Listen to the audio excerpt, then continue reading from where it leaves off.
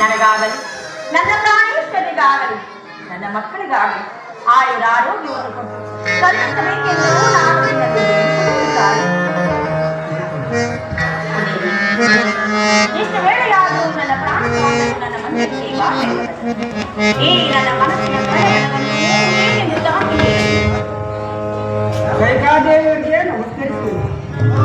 ಬಾಬಂತರ ಸೌಖ್ಯವೇ ನಿನ್ನ ಆಗಮನವನ್ನೇ ನಾನು ನಿರೀಕ್ಷಿಸುತ್ತಿದ್ದೇನೆ. ಅಯ್ಯೋ ನನ್ನ ಆಗಮನ ಅಂದಿರ್ಲಿ ಶ್ರೀರಾಮಚಂದ್ರನಿಗೆ ಪಟ್ಟಾಭಿಷೇಕ ಅಂತ ಎಂಬುದಾಗಿ ಹೇಳಿ ಏನಂದ್ರೆ ನನ್ನ ಪ್ರಿಯಪುತ್ರನಾದ ಶ್ರೀರಾಮಚಂದ್ರನಿಗೆ ಪಟ್ಟಾಭಿಷೇಕವೇ?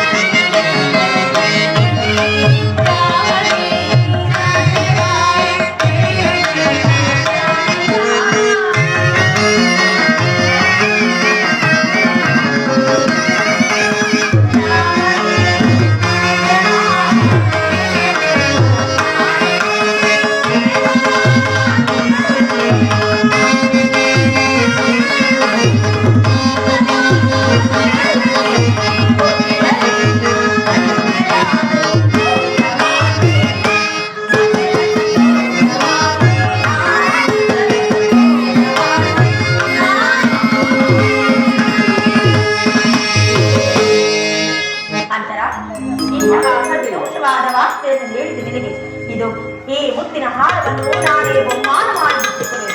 ಸ್ವೀಕರಿಸು.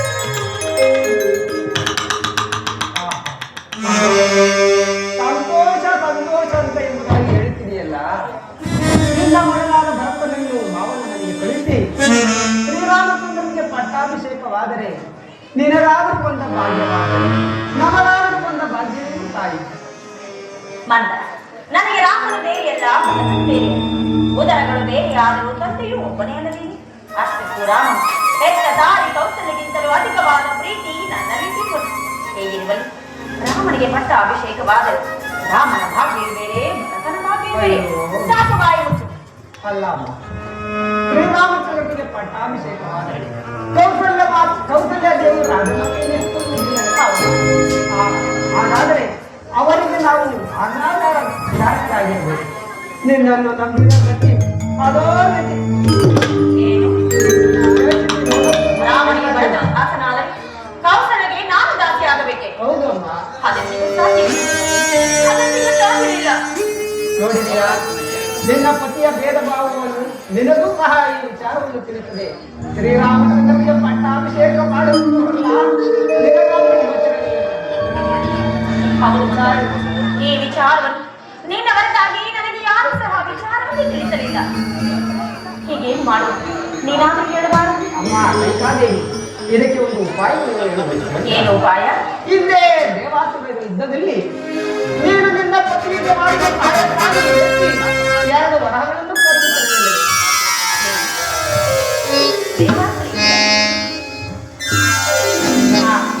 ಕೊಟ್ಟಿದ್ದರು ಬಂದ ಸಮಯ ಬಂದಾಗ ಕೇಳು ಎಂದು ಅವರೇ ಹೇಳಿದ್ದರು. ನಿಜ ತಾನೇ? ಈಗ ಸಮಯವನ್ನರಿತು ಒಂದನೇ ವರಕ್ಕೆ ಶ್ರೀರಾಮಚಂದ್ರನಿಗೆ ಆಗತಕ್ಕ ಪಟ್ಟಾಭಿಷೇಕವನ್ನು ನಿಲ್ಲಿಸಿ ನಿನ್ನ ಮಗನಾದ ಭರತನಿಗೆ ಪಟ್ಟಾಭಿಷೇಕವೆಂಬುದು ಇವರಾಗಿ ಏನಂದ್ರೆ ಒಂದನೇ ವರಕ್ಕೆ ಇದೀಗ ನಿಶ್ಚಯವಾಗಿರುವ ಶ್ರೀರಾಮಚಂದ್ರನ ಪಟ್ಟಾಭಿಷೇಕವನ್ನು ನನ್ನ ಮಗನಾದ ಭರತನಿಗೆ ಪಟ್ಟಾಭಿಷೇಕವು. ಆಹಾ, ಎಂತಹ ಚತುರ ನಡೆಯುವುದು. ಅಪಾಯಕ್ಕೆ ತಕ್ಕ ಉಪಾಯವನ್ನೇ ಊರಿದೆ. ಎರಡನೇ ವರಕ್ಕೆ ಶ್ರೀರಾಮಚಂದ್ರನ ಜಟಾವಲ್ಕಲನಾಗಿ 14 ವರ್ಷ ವನವಾಸ.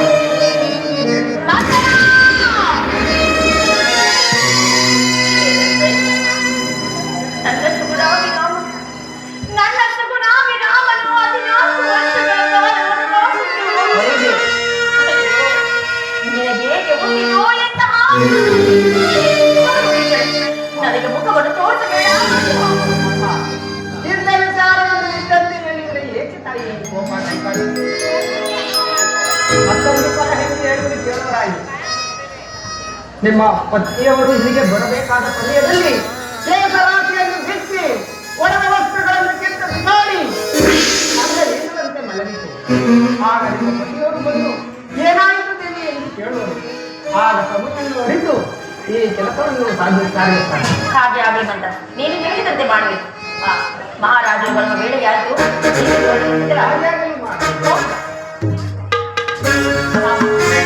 ಮಂದರ ಮಾತುಗಳಲ್ಲಿ ಸತ್ಯಾಂಶವಿರುವುದು. ನನ್ನ ಮಕ್ಕಳನ್ನು ನನ್ನ ತವರೂರಿಗೆ ಕಳಿಸಿ ನನ್ನ ಮಕ್ಕಳಿಲ್ಲದ ವೇಳೆಯಲ್ಲಿ ಪಟ್ಟಾಭಿಷೇಕಕ್ಕೆ ಸಕಲ ಸಿದ್ಧತೆಯನ್ನು ಮಾಡುತ್ತಿರುವುದು ಎಂದ ಮೇಲೆ ಇದರಲ್ಲಿ ತಂತ್ರವಿದೆ. ಬರಲೇ ಬರಲೇ ನನ್ನ ಸ್ವಾಮಿಯು